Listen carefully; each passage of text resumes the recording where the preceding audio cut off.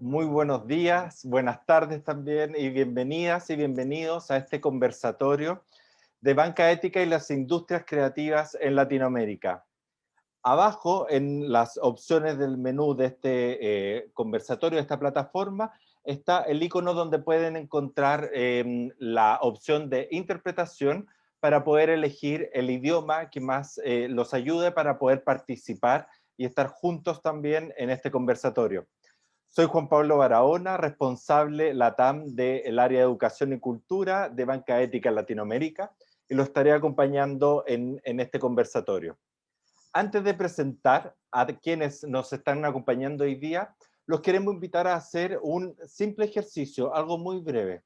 Quienes les acomode, los invitamos a que puedan cerrar sus ojos un momento, a que puedan recordar alguna experiencia artística de participación cultural. Puede ser leer un libro, ver una película, escuchar música, ir a una exposición de arte, recorrerla, sentarse en un teatro para ver una obra, una ópera o una obra de ballet también. En fin, cuántas experiencias artísticas en ello. Revivamos las emociones que experimentaron en ese instante y en esa experiencia. ¿Qué fue lo que sintieron? ¿Qué nuevas experiencias o ideas surgieron en esa experiencia artística?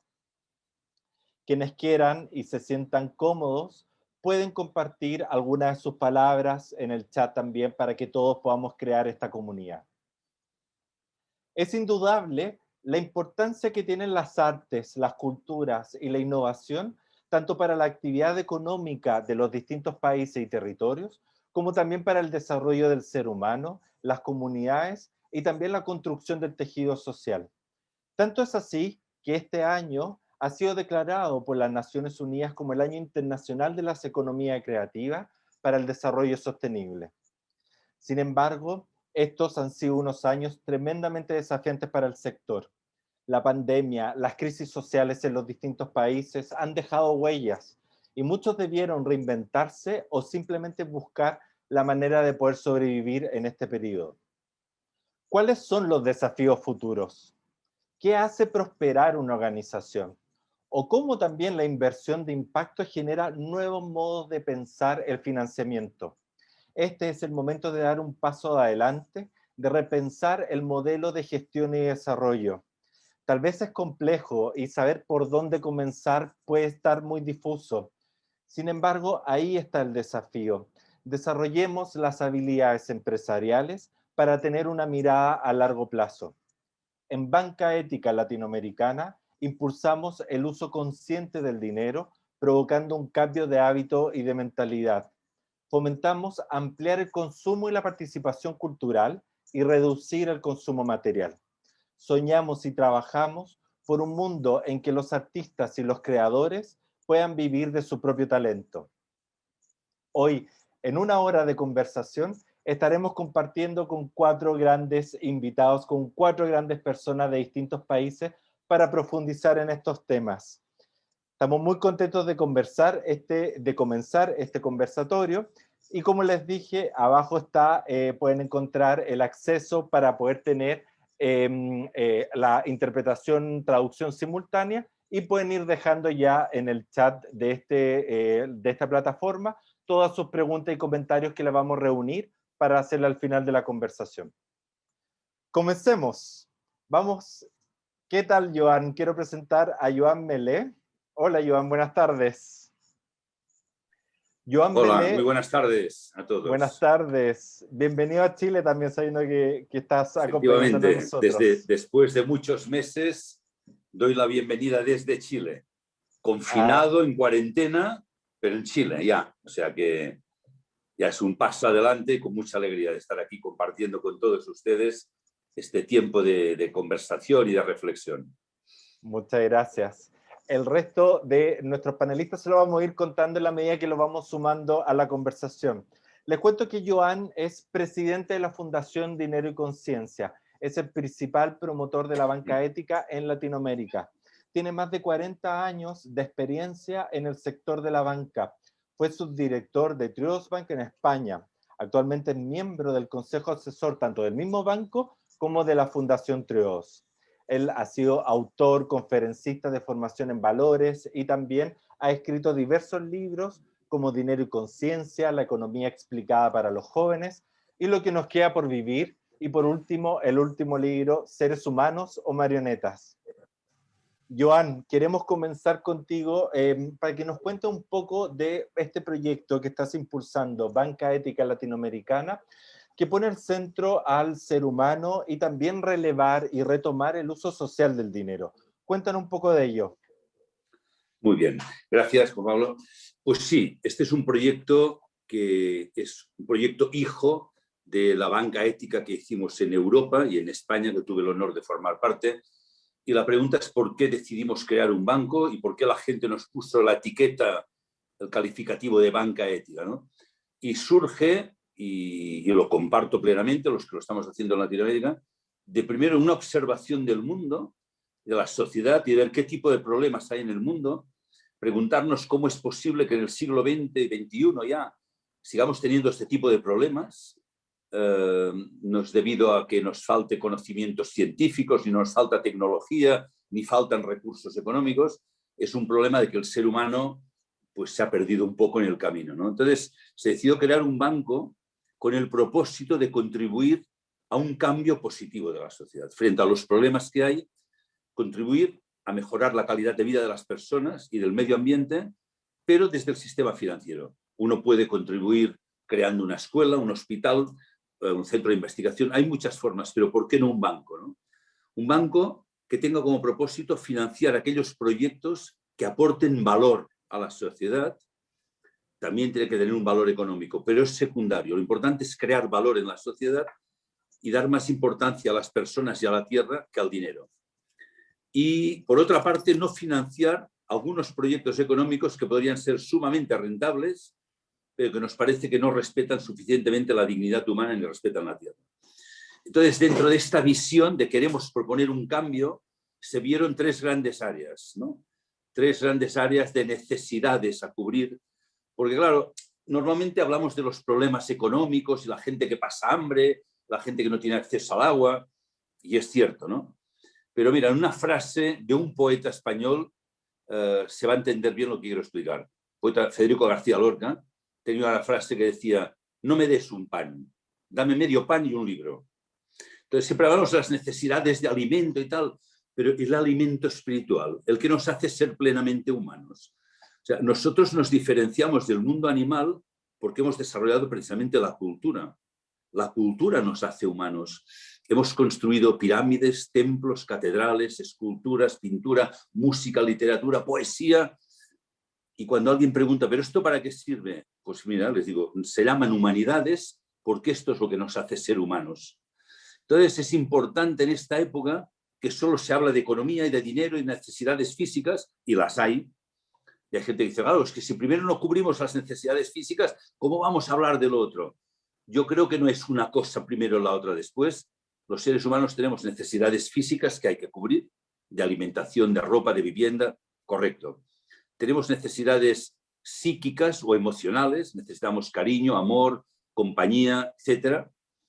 Y tenemos necesidades espirituales que tienen que ver con nuestra propia identidad. Y por eso a veces yo comento a la gente cómo es que los países más ricos del mundo, el suicidio se ha convertido en la primera causa de muerte. O sea, algo te está diciendo que no todo es el dinero y cubrir las necesidades, ¿verdad? Por tanto, no tiene que ser una cosa más importante que la otra. Tenemos la necesidad de la cultura, que es lo que nos permite desarrollarnos de forma plenamente humana. Hoy no somos plenamente humanos. Y para mí esta es la gran tragedia. Hay 3.000 millones de personas que no tienen los recursos mínimos para vivir, y esto es una tragedia. Y para mí la gran tragedia es que hay más de 7.000 millones que vivirán una vida sin sentido. No vivirán una vida plenamente humana, porque nos hemos enfocado en el materialismo consumista. Entonces, solo la cultura, con mayúsculas, nos puede sacar de ese abismo, de esa barbarie. Una consecuencia de esa barbarie es la desigualdad económica, la destrucción del planeta. Como decía antes, no es que nos falten conocimientos, nunca han habido tantos conocimientos como hoy y nunca hemos tenido tantos problemas. Necesitamos una cultura que nos vuelva a nuestra humanidad, y por eso desde nuestro proyecto de banca ética queremos promover y financiar todas las iniciativas, digamos, industria cultural, cultura, llamadle como queráis decir, que aporten ese valor añadido. Y la gente tiene que entender que el valor que se genera no siempre se va a medir económicamente. O sea, todo lo cuantificamos y hay áreas que está bien cuantificar y medir, y hoy siempre se mide el impacto, pero el impacto de la cultura difícilmente, aunque lo vamos a medir, difícilmente lo podremos medir todo, porque hay una parte intangible, la parte espiritual de enriquecimiento del ser humano, que es muy difícil de medir, pero que es sumamente valiosa. O sea, esto es lo que nos va a hacer humanos y solo esto nos va a sacar de esta barbarie, esa nueva Edad Media que estamos viviendo, ¿verdad? Disimulada. Yo lo comparo a la Edad Media, que era una época de pestes, de barbarie, de epidemias, y solo unos cuantos monjes en monasterios mantenían la cultura. Hoy la barbarie está disimulada de modernidad tecnológica, ¿verdad? Pero hay una barbarie. O sea, hemos arrebatado la dignidad al ser humano, por eso la queremos promover financiando proyectos que, aparte que aporten más riqueza económica o no, que tiene que ser, pero para mí es secundario, la riqueza realmente humana y social que van a aportar es la que van a permitir un cambio en la sociedad, y solo desde ahí podemos construir una nueva sociedad que no destruya el medio ambiente, que no provoque la actualidad, que el 1% de la población mundial acumula más riqueza que todo el 99% restante, y cosas de este tipo que generan pues malestar, violencia, y luego tenemos que invertir en seguridad 10 veces más de lo que invirtiendo en cultura no haría falta luego tanta seguridad. O sea, la mejor inversión en seguridad social no es en armas y en policía, sino es en cultura. Esta es la mejor inversión y es sumamente rentable. Entonces, nosotros desde el banco promovemos esto, pero entendiendo esto, o sea, que sí que tiene un impacto social y económico, por supuesto que lo tiene, pero el impacto humano y social es muchísimo más grande, exponencialmente más rico, y esto es a lo que apelamos, a que la gente lo descubra. ¿Y qué crees tú de que las distintas personas y las distintas organizaciones están viendo de que están empezando ya a cambiar esta forma de relacionar, ya también de poner el valor en un sistema financiero distinto? ¿Qué es lo que crees tú que sucede, de que hay una necesidad de conectarnos por dónde o qué elementos hay externos que nos están llevando y empujándonos a estar en un sistema distinto en el uso del dinero? Bueno, hay un cambio positivo y yo en este sentido soy optimista, porque yo empecé con la banca ética a finales de los años 90, o sea, yo ya 20 y pico años hablando de esto, por tanto, viendo la evolución a nivel mundial, soy optimista, mucha más gente lo conoce, pero también soy realista. O sea, si me fijo por la gente que conoce banca ética o que les entusiasma banca ética, soy muy optimista. Si me fijo en la gente que se ha comprometido con banca ética, no soy tan optimista. O sea, hay todavía un desfase y tiene que ver con la cultura, tiene que ver con la educación. No educamos en el compromiso, no educamos en la voluntad, educamos muy intelectualmente, y cultura para mí no es algo intelectual, es algo vital. Entonces sí que está habiendo un despertar. Bueno, cada crisis, cuando hubo la crisis económica del 2008, la quiebra mundial del sistema financiero, mucha gente despertó. Ahora esta epidemia del COVID ha hecho que mucha gente vea qué es lo esencial y nos diéramos cuenta como una gran parte de nuestra economía es la economía de lo inútil, de lo superfluo. O sea, entra en un centro, un gran centro comercial, o vete a un duty free del aeropuerto y verás cómo es un bulevar de la inutilidad comercial. O sea, está bien, ¿eh? No es un juicio, pero ¿cómo destinamos millones a cosas que en un caso de necesidad, como este año que hemos vivido de confinamiento, hemos visto lo que era lo esencial: una buena alimentación, una buena salud, pero también una buena cultura? Mira, una de las cosas positivas que ha traído esta epidemia o pandemia, o como la quieran llamar, mucha gente ha redescubierto la cultura. Al tener que estar en casa, hay gente que me dice, es que nunca había leído tanto como ahora. Bueno, pues mira, qué lástima que necesitemos una epidemia para descubrir el valor de un libro, ¿verdad? De la riqueza de volver a leer a clásicos y tal, o sea, ¿no? O del cine, o sea, pero bien, se ha tenido que ser a través del dolor. Siempre aprendemos a través del dolor, pero yo siempre digo, hay otra opción, podemos aprender por amor.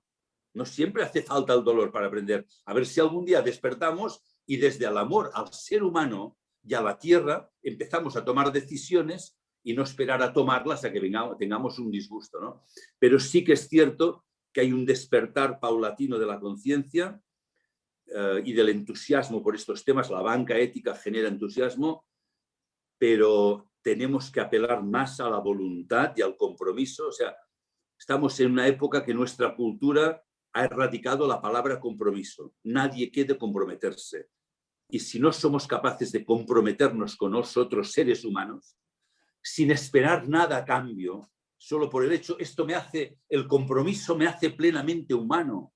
Cuando yo me entrego al amor a los demás, y no lo digo en plan sentimental, ni romántico, ni religioso, sino me descubro como ser humano cuando pongo todas mis capacidades al servicio de los demás. O sea, mi compromiso me hace libre. Esto es lo que me gustaría que la gente descubriera, y lo hablo desde mi experiencia personal, y ya tengo unos cuantos años. Entonces, para mí esta es la parte que tenemos que ahora descubrir, cómo desde una nueva cultura, cómo potenciar una cultura que lleve no solo al bienestar personal, sino al compromiso humano y social. Perfecto. Joan, y dentro de la última pregunta, dentro de ese compromiso que nosotros tenemos con la industria creativa, ¿cuál es la relación? ¿Por qué un banco quiere impulsar la industria creativa? ¿No rompe todo tipo de esquema esa conexión? Sí, La bueno, un poco cultura, es el esto que te arte. decía, ¿no? Mira, fíjate, cuando estuve en España, a partir de la crisis del 2008, los bancos cerraron la financiación de proyectos. Los bancos no daban préstamos, se dedicaban a comprar bonos del Tesoro norteamericano y tal. O sea, y mira, déjame que haga un pequeño inciso. El Banco Central Europeo inyectó 150.000 millones de euros a los bancos españoles para que dieran préstamos a las empresas. No dieron préstamos y se dedicaron a invertir en bonos del Tesoro de otros países, ¿verdad? Entonces nosotros fue cuando comenzamos a financiar las industrias creativas en España. Casi todas las películas del cine español, menos algunas de un contenido político ideológico muy concreto, y nosotros en Banca Ética no queremos tener una ideología, respetamos la libertad en la cultura, por lo tanto, algo que tenga un colorido político muy concreto no lo vamos a financiar, no queremos que piensen que somos... O sea, algo fundamental es el respeto a la libertad en lo cultural, exceptuando algunas, financiamos muchísimo cine y muchas industrias creativas no cerraron, y por tanto miles de puestos de trabajo, gracias a que nosotros fuimos proactivos. Fíjate bien lo que digo, íbamos a visitarles, decimos, ¿qué necesitan? ¿En qué les podemos ayudar? Somos un banco que queremos ayudarles. De entrada te diré que despertábamos desconfianza. Uy, un banco que me quiere ayudar. Es ¿Qué estará curioso, sí, buscando, sí. no?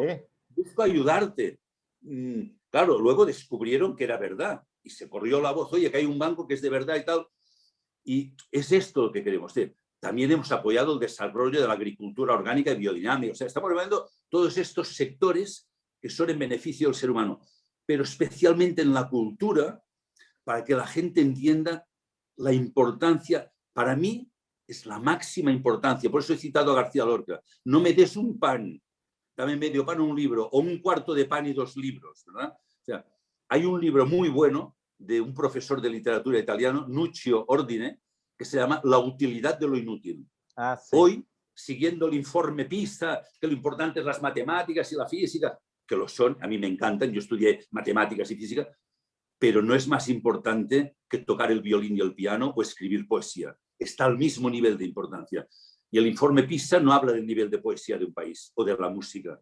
Entonces, en este libro maravilloso de Nuccio Ordine, ¿no? La utilidad de lo inútil, mucha gente dice, esto es inútil, no sirve para nada. Perdona, te hace humano.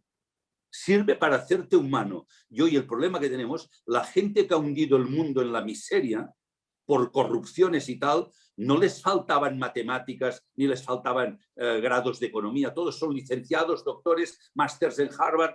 Les falta ética, les falta humanidad. Por eso la gente tiene que entender por qué hacemos esto. Porque lo útil hoy es recuperar la dignidad humana y la cultura nos trae dignidad humana. Por eso estamos ahí apoyando y financiando estos proyectos. Gracias, Joan. Y por eso estamos hoy conversando.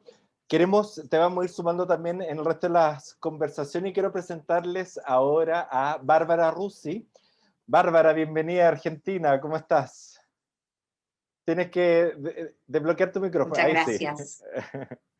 Bárbara es antropóloga, ella se ha especializado en gestión cultural, tiene mucha experiencia en el sector público y también en el sector privado, y ha trabajado como, trabaja como asesora en la Comisión Nacional de Monumentos y Patrimonio Histórico de Argentina, y también como consultora de desarrollo institucional y estrategia financiera para organizaciones del ámbito de la cultura.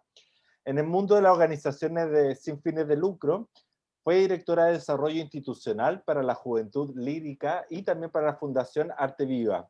Actualmente es miembro del directorio de la Fundación Compromiso, y que eso es lo que también nos reúne y lo que nos contactó. Qué buen encuentro tuvimos, Bárbara, ¿no? Ay, la verdad que sí, qué Un bueno, qué placer. maravilla que se nos hayan cruzado los caminos. Exactamente. Antes que nada les quiero agradecer a todos la invitación, Juan Pablo, muy especialmente esta invitación, a Joan, la verdad que es un placer compartir este panel con todos ustedes. Y me gustaría contarles recién cuando Juan Pablo nos hiciste cerrar los ojos un ratito y pensar como en un momento artístico lindo. Yo me fui a un concierto de una orquesta infanto-juvenil en el barrio de La Matanza, en Argentina, que es un lugar muy de mucha tensión, violencia, en donde armamos la primera escuela chazarreta de una orquesta con chicos en una situación de mucha pobreza, y la verdad que el concierto fue hermoso. Mi rol siempre fue buscar financiamiento para estos proyectos, entonces habíamos juntado a un dirigente social argentino que se llama Luis Delía, una persona muy fuerte, con Repsol YPF en ese momento. Y yo en un momento decía, bueno, esto va a explotar por los aires, en algún momento esto va a explotar. Y la verdad es que ahí es donde aparece la cultura, ahí es donde la música, y ahí es donde aparece este lenguaje que nos encuentra a todos y que genera las condiciones para que nos podamos encontrar más allá de las diferencias o más allá de habitar lugares diferentes.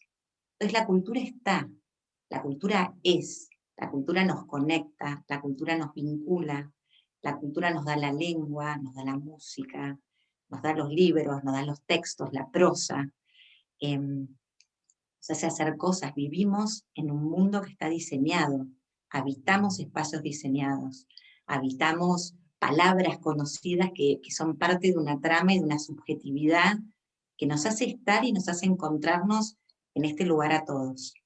Entonces, cuando lo que nosotros estamos haciendo acá reunidos es destacar el lugar central que tiene la cultura para el desarrollo de nuestras sociedades, de nuestras comunidades, para nuestro crecimiento como personas.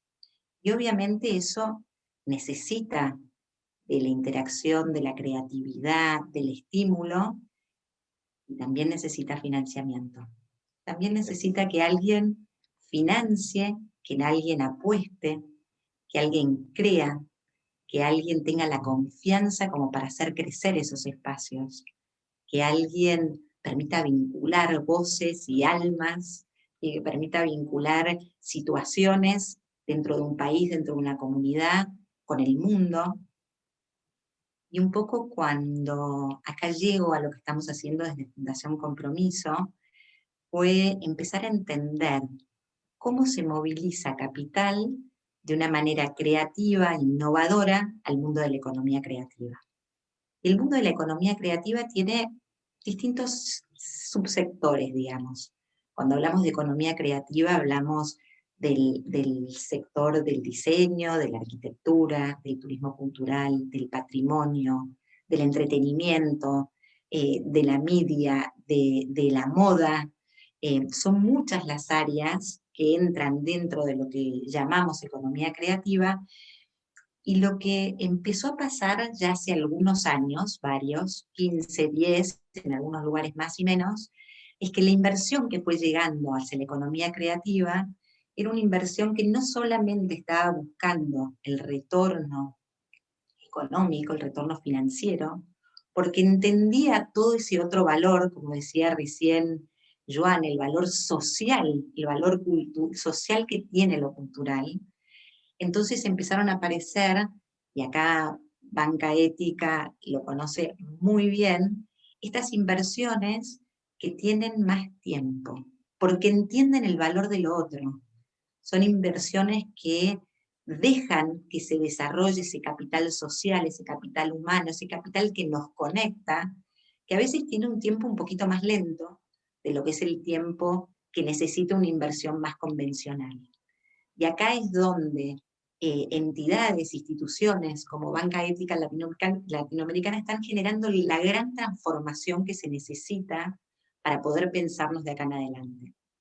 Ni que hablar cómo estas instituciones que hoy están generando, movilizando, y en realidad es mucho más, porque están diseñando los circuitos para que se movilice ese capital.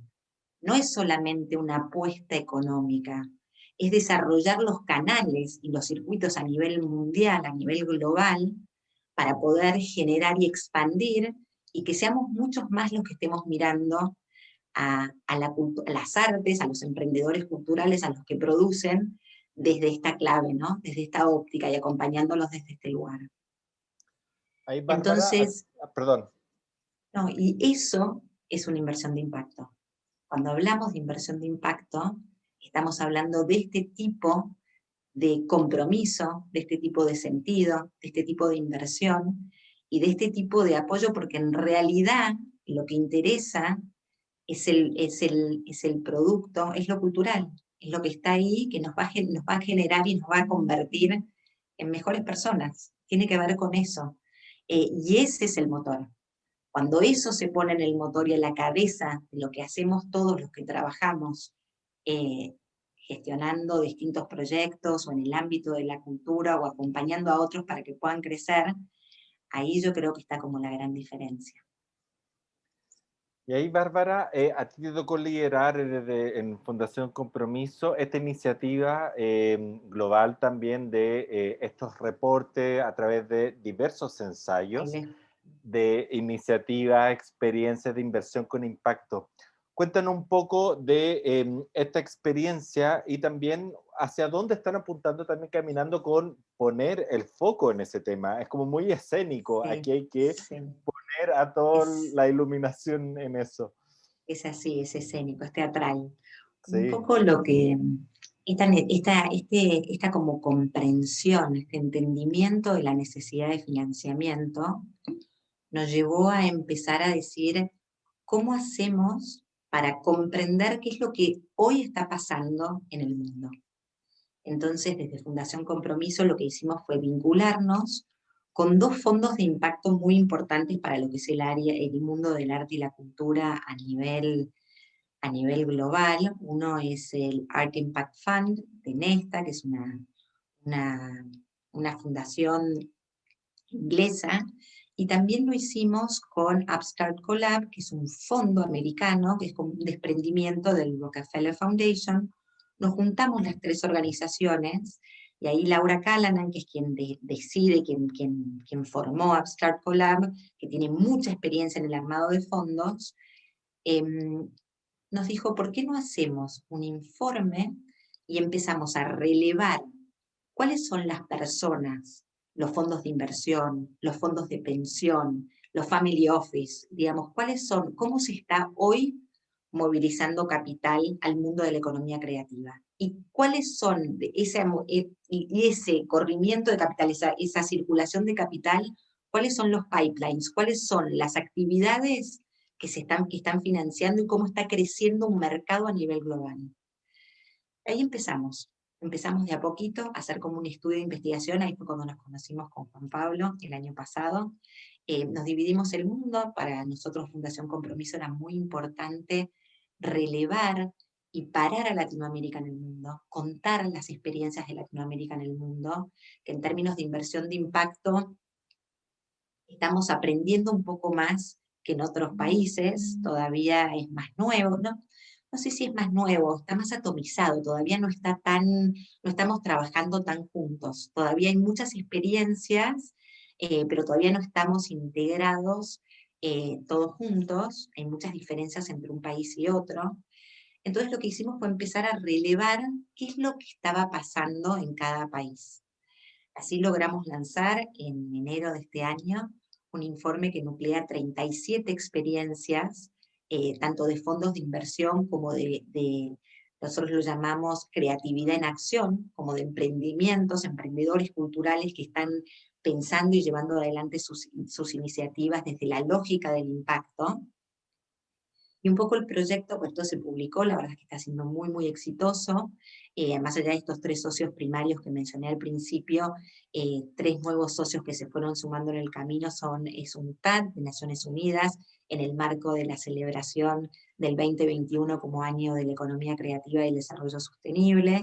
También el GSG, el Global Steering Group, liderado por Sir Ronald Cohen, que es como el padre de las finanzas sociales. Él estuvo trabajando mucho, sobre todo desde Inglaterra, con muchos proyectos de impacto.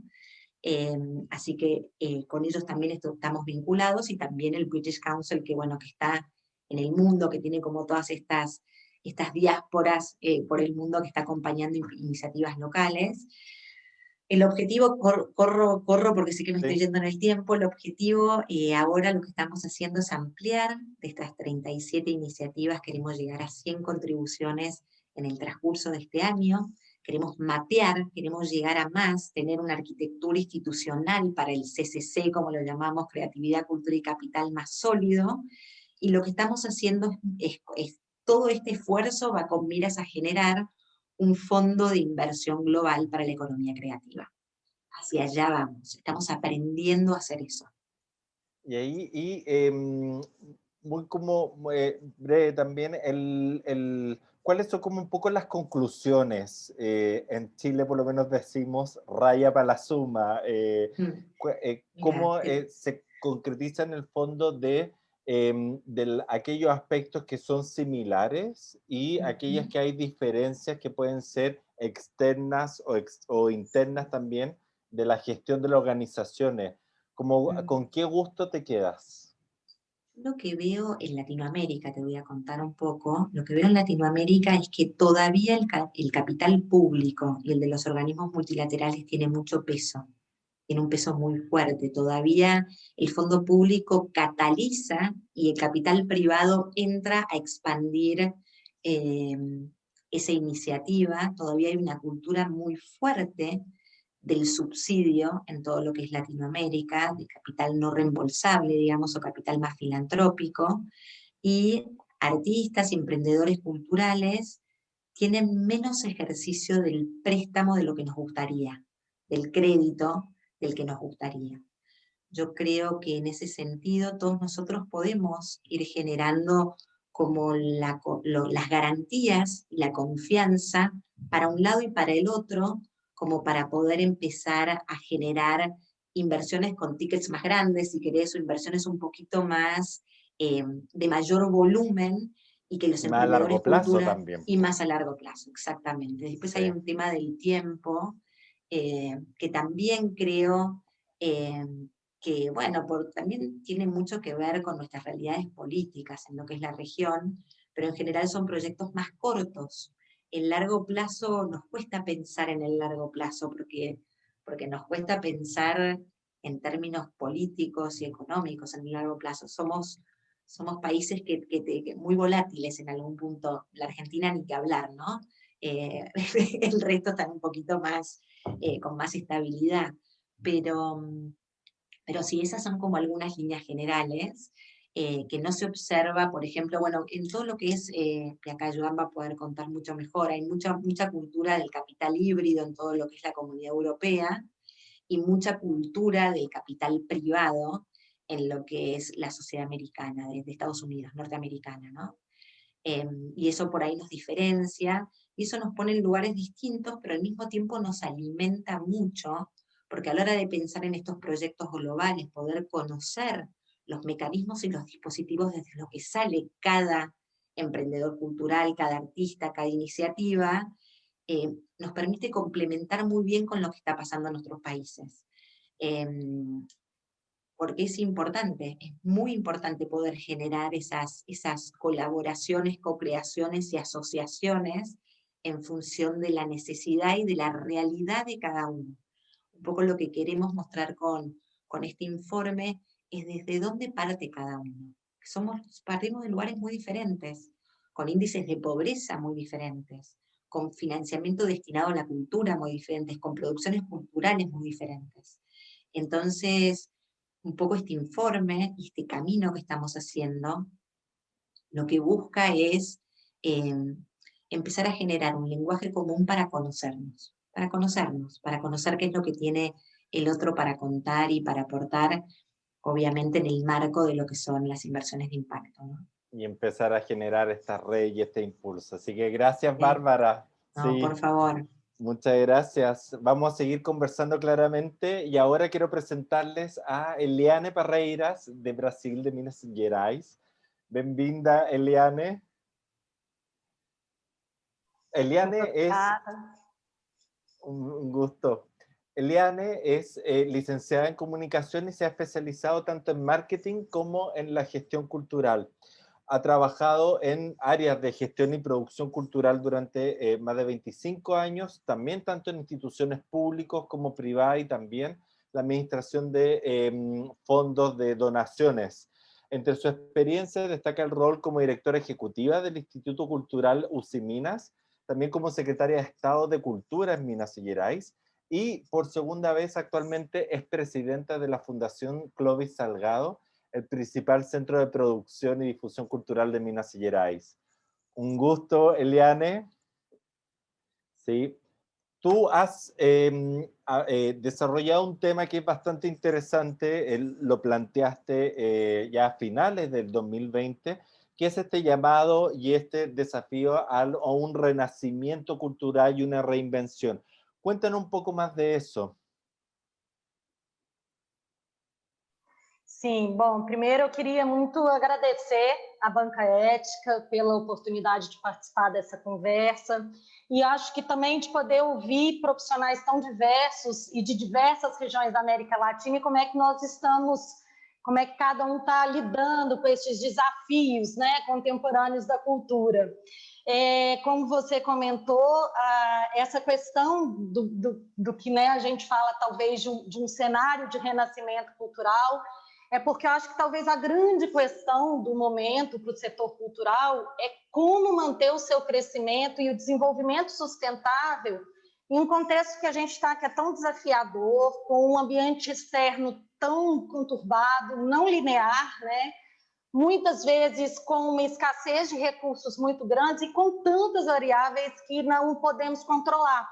Esse cenário ele se intensificou com a pandemia. Quando a gente fala aqui do Brasil, por exemplo, a gente tem diversos setores da cultura que estão há um ano sem poder desempenhar suas atividades, ou desempenhando parcialmente, ou retorna e depois para, como nesse momento estamos todos em um momento de suspensão, e realmente numa necessidade de reinvenção.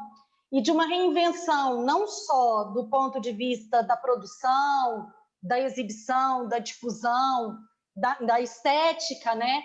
Mas uma reinvenção também nos modelos de gestão. Uma reinvenção e um renascimento. E eu acho que num contexto como que a gente está, né, desse nível de desafio no ambiente externo, é ainda mais necessário que a cultura se legitime frente à sociedade como fundamental, como necessária, que represente, né, e que reforce esse valor que tem, mantendo esses vínculos sociais. Como já foi falado aqui, né, essa importância da cultura para a dignidade humana, para o desenvolvimento social, e isso muito, tanto numa perspectiva individual quanto numa perspectiva coletiva, de setor, né? Então, essa representação e esse reconhecimento da sociedade, tanto numa perspectiva individual, dos grupos, dos empreendedores, quanto numa perspectiva coletiva. E para esse reconhecimento, assim, eu queria dividir essa reflexão em 3 eixos fundamentais para que a gente possa pensar nesse reconhecimento social. Eu acho que o primeiro é o fortalecimento, a qualificação e a ampliação da experiência do indivíduo com a arte. o público como protagonista mesmo dessa relação com o consumo artístico, como você nos provocou aí no início, né, da gente procurar e pensar, essa experiência mesmo da gente como protagonista. Na Fundação Clóvis Salgado, a gente iniciou, então, um grande programa de mediação cultural ainda em 2019, e por isso, talvez, a gente tenha conseguido ter uma reação tão rápida, mesmo nesse contexto da pandemia. E aí eu acho importante contextualizar para todo mundo que está aqui que a gente está falando de uma fundação que tem 50 anos de atividades ininterruptas. Ela está sediada em Belo Horizonte, que é a capital de Minas Gerais, mas é uma instituição que foi concebida ainda na década de 40, por o prefeito da época, que depois veio a ser presidente do Brasil, que foi Juscelino Kubitschek, e Oscar Niemeyer.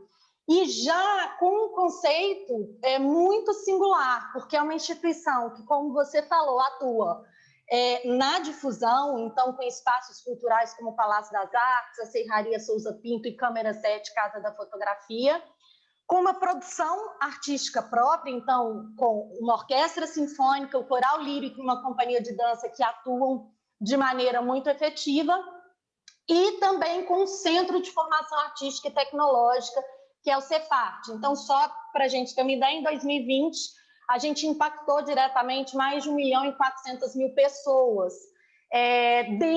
mesmo dentro desse contexto tão difícil. E a gente acredita que é exatamente por causa dessa singularidade, que aí mesmo que a gente tem que atuar nessa questão da mediação cultural, e mediação cultural entendida sob 3 aspectos. Primeiro, mediação da informação, ou seja, se a gente quer falar de democracia cultural, a gente precisa falar de democracia de informação, e aí a gente está falando de comunicação e informação claras, acessíveis, democráticas, diversas, transparentes, por canais diversos e uma atuação em rede. A mediação de conteúdo, aí é a possibilidade de ampliar a difusão e a descentralização dos conteúdos que já são gerados em plataformas outras, o que exige, claro, uma adequação estética, de linguagem, de tempo, né, de formato, claro, mas a utilização desses mecanismos todos disponíveis, especialmente os tecnológicos, e aí a gente está falando de lives, de plataforma streaming, de podcast, revistas eletrônicas, visitas guiadas, virtuais, aplicativos que possam, de alguma maneira, oferecer essa possibilidade desse conteúdo aí de uma maneira mais intensa e acessível e democrática. E, por fim, a mediação crítica, que é a oferta desse mesmo conteúdo, mas a partir de camadas para reflexão, de conteúdos sobre a programação oferecida, de uma maneira que se desenvolva o pensamento crítico e a autonomia intelectual.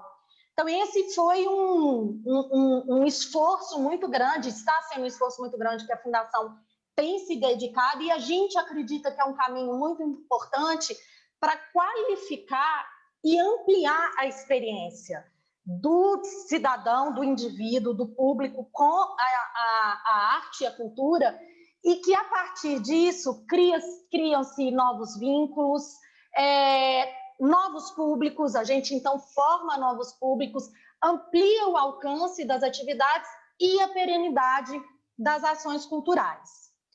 Outro fator que a gente considera de muita importância, e que Bárbara falou um pouco disso, para que a gente possa ter esse reconhecimento pela sociedade, é a gente conseguir efetivamente apresentar o impacto da cultura e da economia criativa a partir da mensuração e de indicadores, né, para o desenvolvimento humano, social e econômico.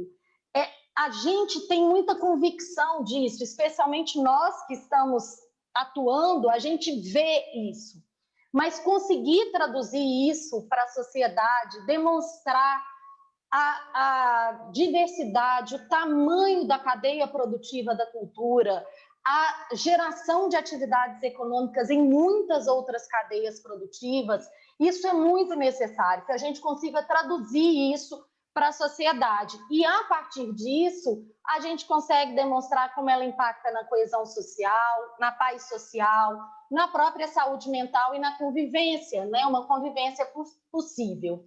E, por fim, para encerrar a minha participação nesse momento, eu acredito muito que a possibilidade dessa concretização da cultura dentro de uma sociedade, ela se dá também pela diversidade de fontes e modelos de financiamento. Só essa diversidade de fontes e modelos vai garantir a diversidade cultural. Bárbara também falou um pouco disso, o Juan também no começo, ou seja, a importância que a gente tem de uma diversidade e, por isso, a felicidade de estar junto com uma instituição que busca esse tipo de diversidade, mas, ou seja, incentivos fiscais, fundos públicos, fundos de investimento, o próprio consumo cultural, obviamente, claro, sempre de maneira ética, transparente, dinâmica, porque isso se retroalimenta, isso é que gera um ciclo virtuoso dentro do mercado. Tem uma frase de um pensador brasileiro que eu acho que ela é muito interessante, que ela fala o seguinte: é a arte que fixa a civilização, né? E acho que todas as falas, de alguma maneira, falaram sobre isso. É a partir da arte que a gente tem realmente as civilizações desenvolvidas e essa possibilidade de convivência. Então, são muitos os desafios contemporâneos, mas eu quis trazer essa abordagem sobre esses 3 aspectos, né? Do público, com a mediação cultural, dessa questão da diversidade por meio da diversidade cultural por meio da diversidade de fontes e da importância dos indicadores e da mensuração para que a gente seja efetivamente reconhecido e percebido na sociedade com o impacto que a gente gera. Muchas gracias, Eliane. Vamos a profundizar también un poco más de la diversidad con Alex, pero tengo una pregunta muy pequeña que también te quiero hacer antes de terminar. Efectivamente, tú pones en el centro la mediación cultural, que es la experiencia también del desarrollo humano y también de las comunidades, de lo que planteaba Joan y también Bárbara. ¿Cuál es tu mirada muy pequeña de lo que se ha visto dañada por unas crisis sociales también que hemos tenido en distintos países, y también en la pandemia? ¿Hay un retroceso también en ese desarrollo? ¿Hay muchas oportunidades para poder retomarlo después? Muy brevemente, ¿cuál es tu mirada respecto a eso?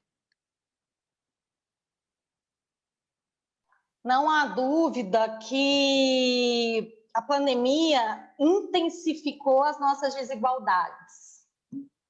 E essas desigualdades, não só do ponto de vista da desigualdade econômica do público consumidor de cultura, né? Seja no acesso à internet, seja no acesso à informação, mas também sobre os realizadores, né?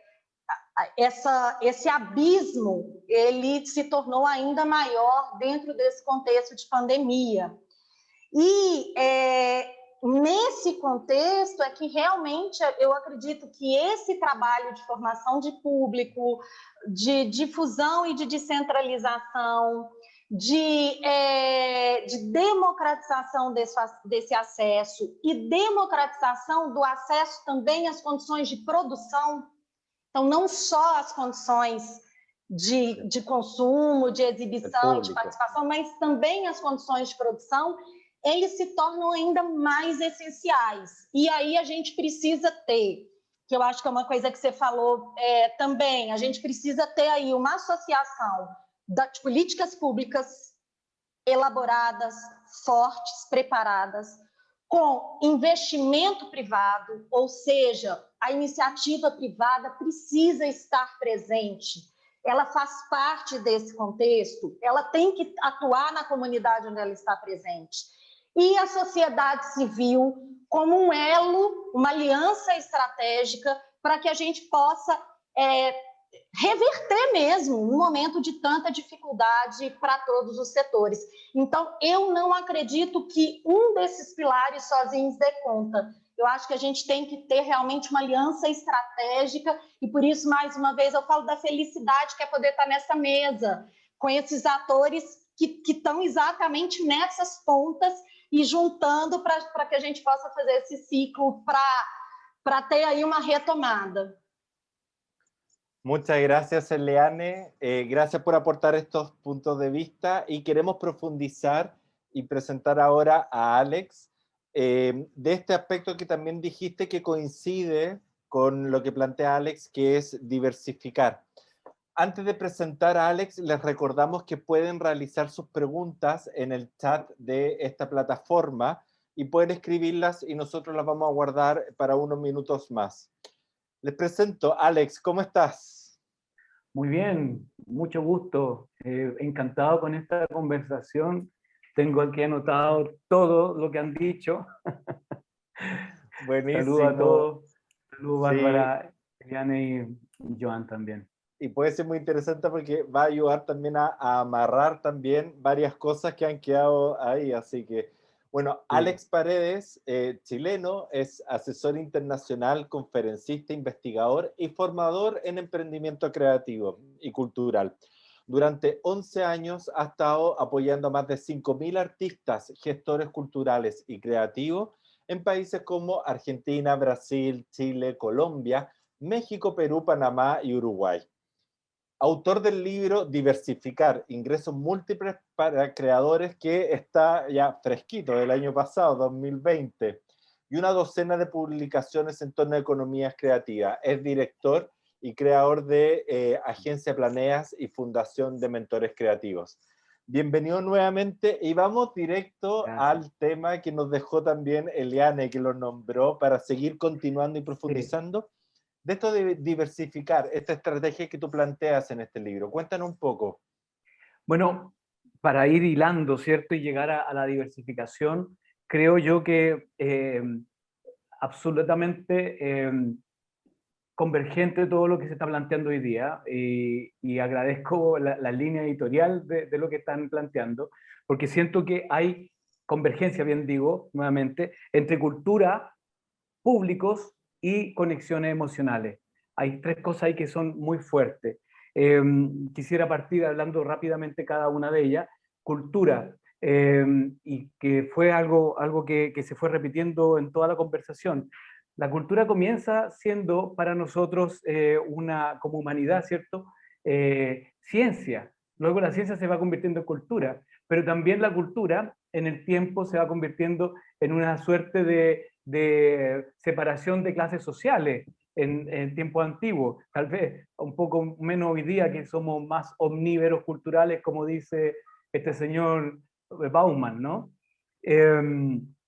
Luego, la ilustración de los pueblos, ¿cierto? Dejar la ignorancia, el patriotismo, el estado cultural para poder, como decían los franceses y los ingleses, para poder hablar y ser escuchado. Y finalmente terminamos en una industria de la cultura, ¿cierto? Donde se va replicando los objetos y los servicios, o digámoslo así, objetos tanto físicos como intangibles. Y gente como Adorno, ¿cierto? Se siente muy, muy mal con esto de que la industria cultural sea una forma de generar una influencia sobre las masas. Hasta por ahí estamos llegando, y yo escuchaba todo lo que ustedes decían, y algo que me caló muy, muy hondo en los tres que hay una coincidencia. Creo que el nuevo papel de la cultura podría ser tal vez reconectarnos como humanidad, y desde ahí pensar desde otro punto de vista, no desde tanto como desde la industria o desde el Estado, ¿cierto? El Estado administrador, sino que como ya en la democratización de la tecnología, que ahora podemos, esto ya no está pasando por un canal de televisión abierto, sino que está siendo transmitido por un Zoom, ¿no? Asimismo se están escribiendo libros hoy día, asimismo se están haciendo discos, ¿no? A través de un computador como el que tienen cada uno de ustedes adelante. esta democratización creo que nos está llevando a una nueva humanización. Y creo que la pandemia también nos lleva inevitablemente a humanizarnos también. Entonces, podría ser por ahí uno de los papeles de la cultura, me gustaría que lo fuera, por cierto, y creo que a varios de ustedes les gustaría también. Con respecto al tema de las emociones, es clave, y creo que ahí el tema de la conexión emocional también está muy ligado a todo, ¿no? Desde que, por ejemplo, cuando decía Joan que lo que había que impulsar, lo voy a decir a mi manera, Joan, era el talento humano, porque justamente más de la mitad de la población humana va por el mundo sin saber para qué es bueno o con un propósito claro en su vida. Y eso un poco también lo decía este señor, Sir Ken Robinson, ¿no? Que planteaba el tema en el elemento que le llamaba la atención, que cuando le preguntaba a la gente, oye, ¿y qué pasa? ¿Cuál es tu talento? Y le decía a la gente, no, yo no tengo talento para nada, le decía. Entonces él le llamaba la atención, decía, qué raro, porque como especie humana estamos hechos para tener un talento y desarrollarlo. Sin embargo, la sociedad, como está hasta hoy día, y espero que hasta muy poco tiempo, justamente lo que hace es aplacar, guardar y cercenar los talentos humanos. En ese sentido, qué lindo sería que institucionalidades como la banca humana no solamente generaran una apertura al acceso de financiamiento donde no la tienen en otros lugares, sino que también, ¿por qué no decirlo?, promovieran el talento, como sé que lo están haciendo ustedes. Eso también haría un cambio importante. ¿Y el talento por qué? Porque el talento trae consigo también las emociones, que es lo que conecta a los seres humanos. Esto no lo digo yo, lo decía Darwin en su época, ¿no? Donde ya escribió un libro justo después del origen de las especies, que hablaba de las emociones y cómo las emociones nos conectaban, pero no solo como seres humanos, sino que con otras especies de animales. Las emociones son clave para conectarnos los unos a los otros.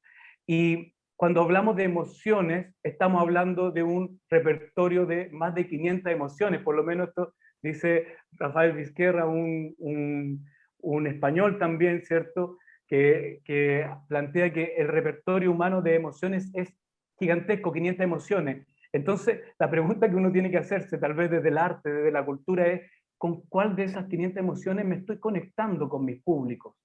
Porque si sé cuál es la conexión que me conecta con mis públicos, entonces genero vínculos que seguramente van a hacer cambios radicales y van a generar impacto. Hay dos formas, que esto también lo hemos conversado varias veces con Juan Pablo y siempre digo lo mismo, pero hay dos formas de generar valor, como esta agregación de valor que también hablaba Joan. Una forma es la forma funcional de construir soluciones a necesidades, ¿no? Y que muchas industrias creativas que están más enfocadas en el diseño, tal vez la arquitectura, en la publicidad, tienen esa forma de generar soluciones a necesidades. Pero en el arte y la cultura es muy poco lo que estamos resolviendo como necesidad. Y pasa algo que a veces genera una tensión en los nuevos artistas y creativos que quieren entrar en la industria. Cuando van a una incubadora de negocio o cuando van a un banco tradicional y le preguntan, bueno, y dígame usted, ¿qué problema de mercado resuelve su canción o su pintura o su libro? Entonces ahí llegamos a un punto de inflexión, donde tenemos que entender que las industrias creativas, en especial el ámbito del arte y la cultura, no genera soluciones, sino que genera emociones. Y ahí es donde, bueno, Teodoro Levitt en los años 60 decía, que es padre del marketing, decía, la gente no consume productos, consume soluciones. Yo creo que hoy día podríamos decir, y con bastante certeza, que los públicos no consumen soluciones, consumen emociones. Y ahí es donde nosotros tenemos que entender luego cómo construimos esos constructores, esos puentes emocionales. Y terminando con el tema de los públicos para cerrar con diversificar. yo sé que estamos con poco tiempo, por eso puse la locomotora. Me No, perdonan. súper bien. Una última pregunta también, Alex, en eso. Brevemente, de cuáles pueden ser, cómo empezar a conceptualizar, y de aquí ya vamos a ir a las últimas palabras también abriendo para el resto de los panelistas. Alex, ¿cuáles pueden ser como las características que has tenido desde tu experiencia con mucho más panorámica latinoamericana, de que te encuentras con las organizaciones creativas al momento de desarrollarse y desarrollar sus habilidades empresariales, de poder como mirarse, y que esa mirada empresarial es como agua y aceite, en definitiva, para el arte? Pero sí se puede vivir del talento, sí se puede generar fuente de trabajo que estamos demostrando. Entonces, ¿cuáles son las dificultades y las oportunidades que te has encontrado que son bastante comunes entre las organizaciones creativas? Sí, yo creo que, bueno, me imagino que son varias las que podríamos mencionar, muchas las mencionaron también, Bárbara mencionó un par que están muy fuertes con respecto al tema de somos muy, miramos muy una sola forma de generar ingresos, y generalmente esa forma es el subsidio, y nos perdimos en eso, ¿no? O sea, aquí en Chile está el Fondart, ¿no? Que es como el gran subsidio para los artistas. Un año que un artista no se gane el Fondart es un año cesante entero. Entonces, nosotros tratamos de darle, de hecho quisiera regalarle una imagen al terminar, que hay a lo menos 5 formas de generar ingresos. Y la segunda, que creo que es tan importante como la anterior, que tiene que ver con los públicos también, es que somos muy obracéntricos, muy productocéntricos. Estamos muy enfocados a la construcción del producto, a la construcción de la obra, y cuando realmente lo que tendríamos que ver es cómo ser más público-céntricos, cómo pensar desde el público para saber cómo direcciono mi oferta de valor. Porque hablando desde el emprendimiento y desde la industria, ¿no? Desde la sostenibilidad económica de lo que queremos hacer. Si yo quiero ser arte y por amor al arte, olvídense de lo que estoy diciendo ahora. Pero si queremos vivir de nuestro talento, queremos hacer de nuestro talento una fuente de bienestar económico, entonces tenemos que pensar más desde el público o del cliente que desde la obra o desde el producto. Ese cambio de switch es brutal y nos cuesta todo. Le cuesta a las fundaciones, incluso también mucho que están muy enfocados en el producto. ¿Y cómo llego del producto al cliente cuando es al revés? ¿Cómo escucho al cliente para construir mi producto, mi obra? Y me permiten compartir una imagen, si es posible. Felipe, cuéntame si ahí estamos, dale. ¿Sí? Es solo una imagen que quiero regalarles. Que está en el libro, por cierto, Diversificar, por si lo quieren descargar de ahí, librodiversificar.com. Tenemos a lo menos 5 formas de generar ingresos. Y esto no lo digo yo, sino que somos muchos los colaboradores que nos dimos cuenta de que las empresas creativas exitosas tienen a lo menos 5 formas de generar ingresos, que es desde la experiencia presencial, la producción propia, el licenciamiento, licensing que le llaman, ¿cierto? El fundraising, o la recaudación de fondos, que por ahí podríamos poner la banca ética también, por cierto, y los royalties o los derechos de autor. Y generalmente estamos enfocados en una sola, en los subsidios. Cuando nosotros le explicamos esto a un creativo y le decimos, hey, hay 5 formas, hay 4 formas más, y cada una de esas le puede hacer doble clic. Imagínate en el sistema de donaciones, recaudación de fondos, donaciones, después te va a crowdfunding, después te va a los distintos tipos de crowdfunding. Imagínate cómo se puede abrir esa gama. O sea, lo importante es entender que un creativo cualquiera, como tú que estás viéndonos ahora, a todos nosotros, puedes tener a lo menos 5 formas de generar ingresos y generar sostenibilidad. ¿Y dónde está la banca ética en todo esto? Bueno, se convierte en un inversionista, ¿cierto? Un inversionista que apoya justamente todo eso en que los demás no te están apoyando, lamentablemente, porque confía desde otra perspectiva desde otra perspectiva, desde la construcción de conexiones emocionales, más que de necesidades satisfechas para los públicos. Bien, eso quería regalarle esa lámina a quienes están viéndonos. Gracias. Es parte del libro Diversificar. Muchas gracias, Alex. Ya estamos llegando al final y contarles también a nuestros amigos latinoamericanos. Alex, perdón, si puedes dejar de compartir. Gracias. Okay. Contarles de que hemos querido hacer este encuentro de plantear estos temas un poco más abierto, un poco más de generar distintos puntos de vista para poder después en otros encuentros y conversatorios poder ir profundizando un poco más. A modo de cierre, quisiera pedirles brevemente ahí conceptualizar con qué idea nos vamos quedando cada uno de ustedes para poder hablarles a todos nuestros amigos de Latinoamérica. ¿Con qué se quedan? Eliane, Joan, Bárbara y también Alex. ¿Cuáles son las últimas palabras? Ahí ya los dejo más espontáneos, ya estamos. Bueno, se comienzo yo para seguir el orden que hemos Ya comenzado. hablaste, claro, ya abriste el micrófono. Dale, Joan.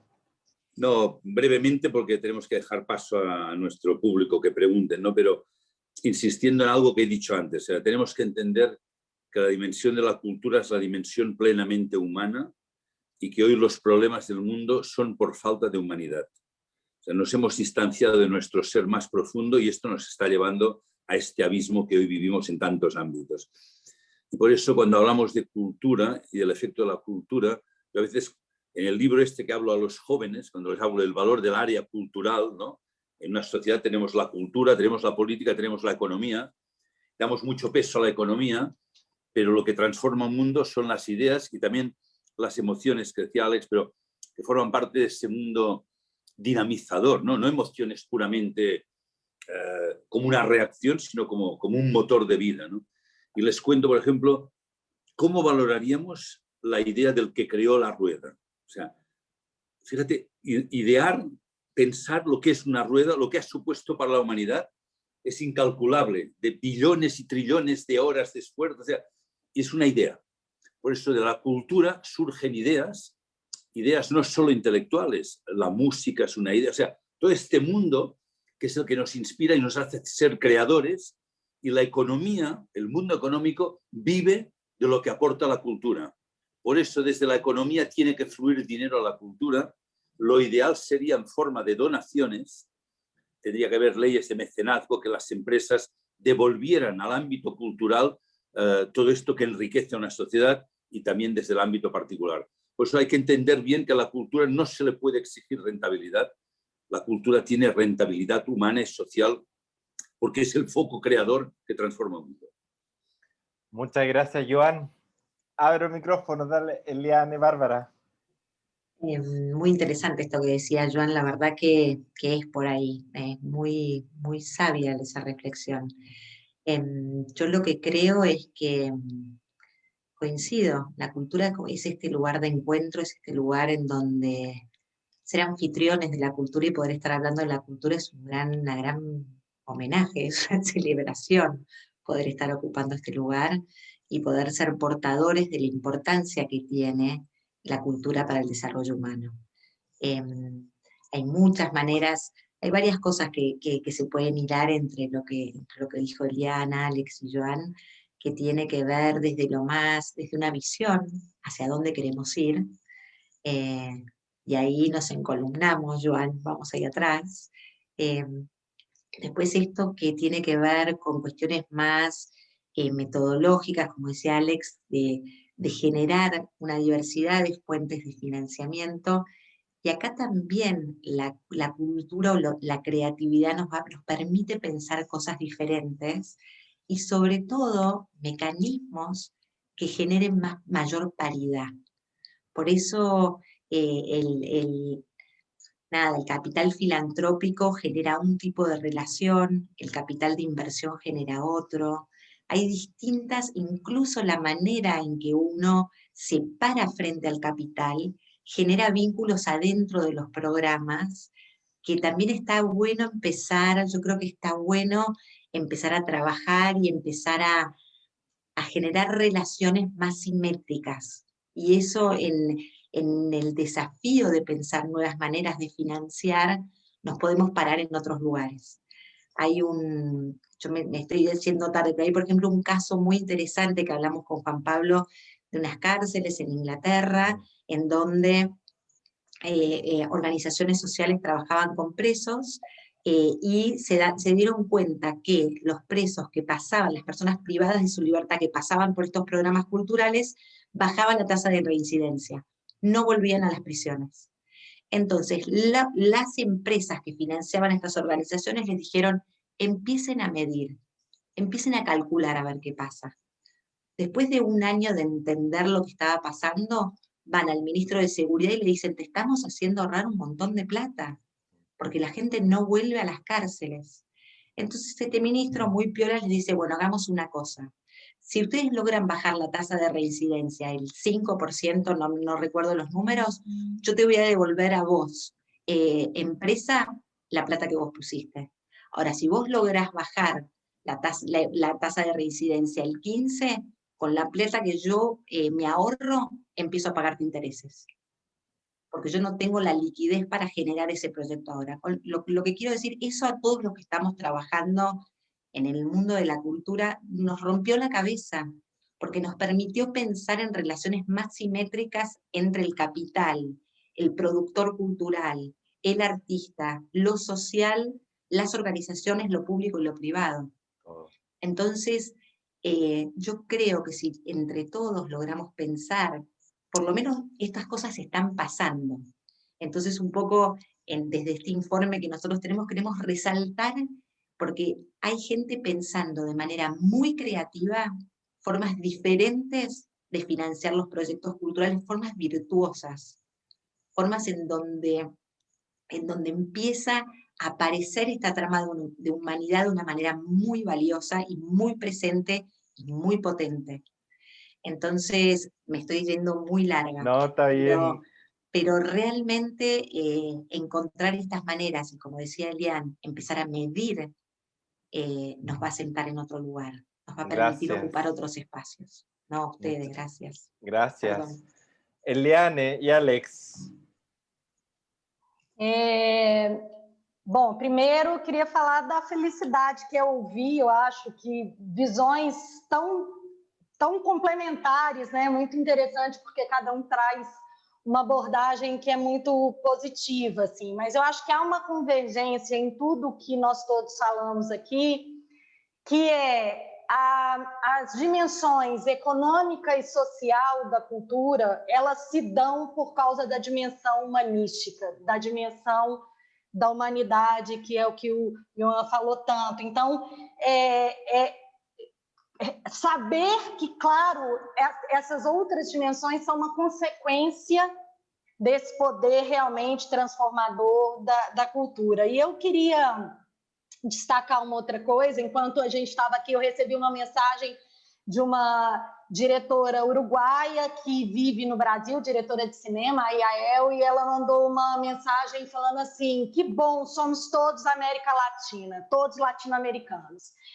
E isso eu acho que pega muito para os brasileiros. Eu queria falar disso, porque eu acho que a gente, talvez muito por causa, claro, da barreira da língua, mas não só, eu acho que há uma necessidade efetiva da gente conversar mais com os nossos países vizinhos, atuarmos mais em rede.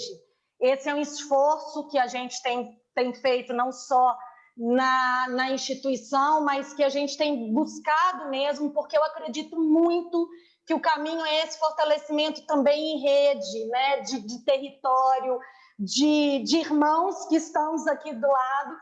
E isso realmente, eu acho que é algo que o Brasil precisa avançar muito ainda, esse olhar de mais disposição desse fortalecimento da cooperação na América Latina. Então, eram os dois pontos que eu queria destacar. Gracias, Eliane, muchas gracias. Alex, ya para cerrar y despedirnos. Bueno, Eliane, Gabriela Mistral, poetisa chilena que ganó el premio Nobel, que fue embajadora cultural en Brasil, decía que Brasil y el resto de Latinoamérica eran dos hermanos gemelos que se daban la espalda. Estoy hablando en 1940, así que oportuno lo que estás viendo y nosotros también estamos en esa jugada. Nada, despedirme, agradecer a todos ustedes y a los colegas que están acá. Me quedo con eso, con ese entusiasmo de joven que tocaba guitarra en las plazas y pensando en que justamente el nuevo papel de la cultura va a ser rehumanizarnos, ¿no? Me gustó eso que aprendí de ustedes hoy día y dejarlos con esa triada que por favor no la olviden: cultura, público, emociones. Creo que eso tenemos que profundizar más también hoy día. Es la movida que debería movernos ahora. Bien, muchas gracias. Joan, Bárbara, Eliane, Alex, muy dispuestos y muy contentos también de su participación. Les damos las gracias a todos nuestros amigos y amigas de Latinoamérica que nos han acompañado esta tarde y les queremos dejar y compartir que nos sigan en nuestras redes sociales también, que puedan ver ahí también cómo escribirnos en las distintas oficinas, donde pueden saber un poco más de detalles sobre los distintos proyectos, las distintas iniciativas también de mostrar y presentar estos proyectos, como la pregunta que hizo Felipe Abreu. Así que les damos, ahí nos pueden ver y contactar en los distintos países y también animarlos a seguir a nuestros panelistas, a Bárbara Rusi de Fundación Compromiso, Eliane Parreiras de la Fundación Clovis Salgado, Alex Paredes de la planeas.com y por supuesto a Joan Melé de la Fundación Dinero Conciencia. Así que les damos las gracias, que tengan una muy buena tarde y muchas gracias por acompañarnos. Hasta la próxima.